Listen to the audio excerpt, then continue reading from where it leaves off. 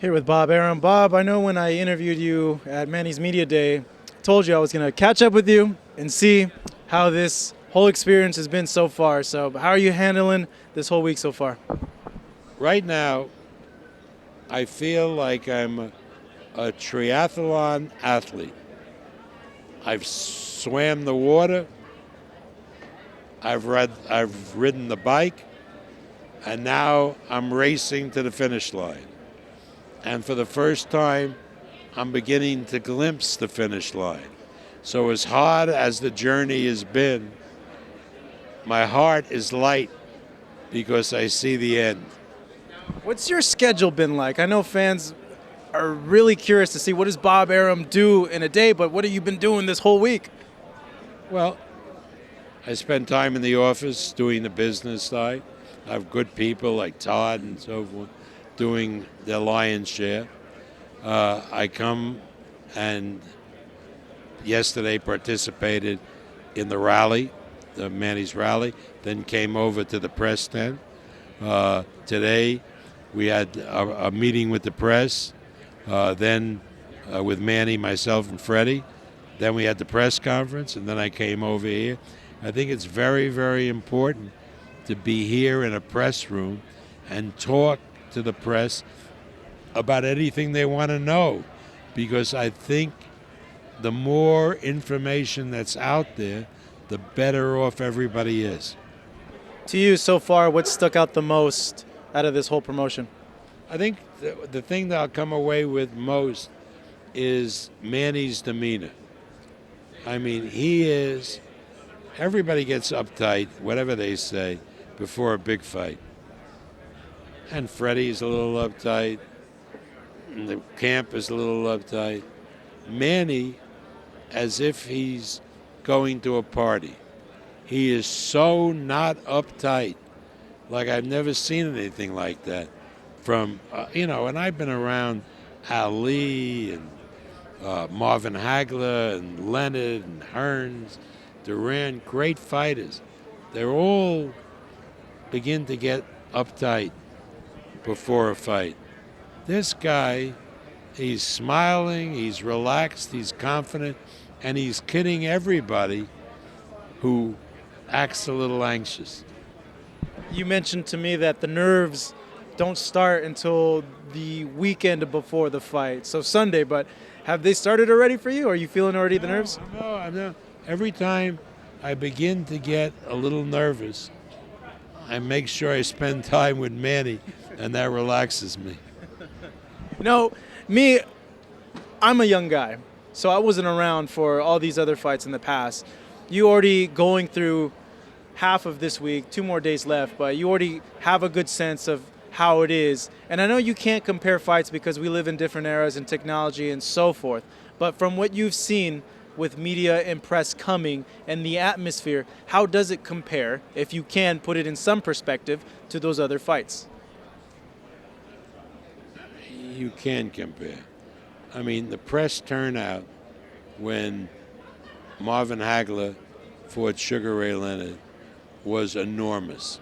The press turnout when Ali fought Frazier was enormous.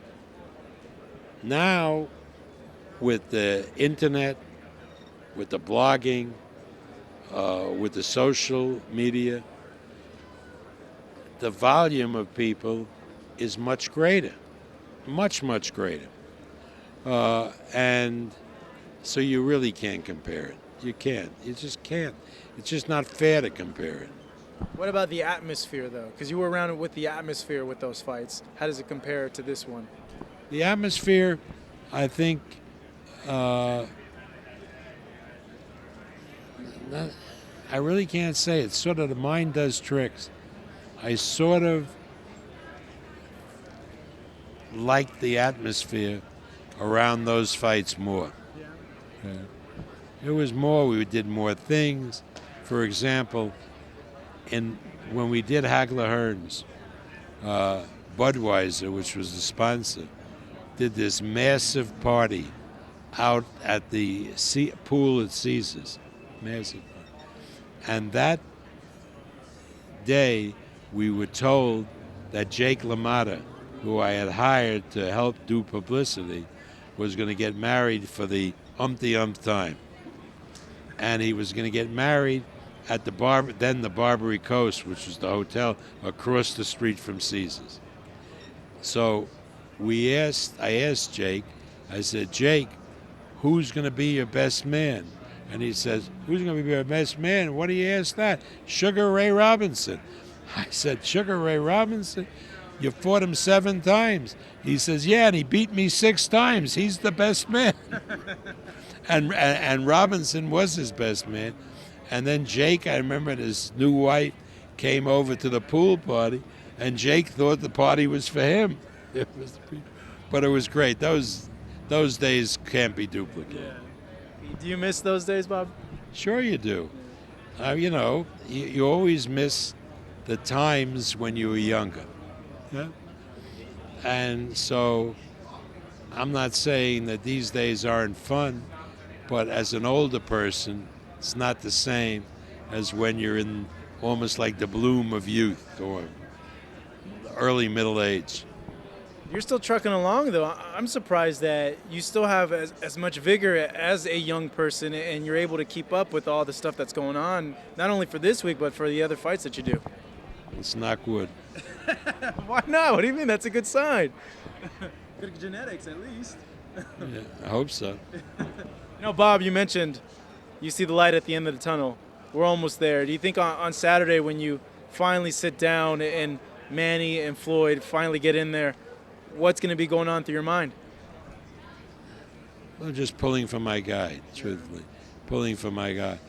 I mean, I really love Pacquiao. I really admire him. And it's not like any other fighter, although that's hard because I've been emotionally involved with other fighters. But, I mean, I want him to win, and I want him to win in the right way, very decisively, whether by a big decision or a knockout.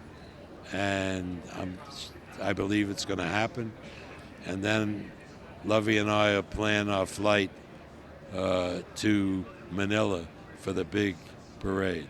The ticker tape parade, I'm pretty sure if he does win. Greatest parade in history. Do you want him to win this fight more than any other fight that you've seen with any other fighter? I can't say that. That would be unfair to some of the other fighters. All right, Bob, we can't wait. May 2nd. Thank you very much. Certainly appreciate it. It was a great story that you told us.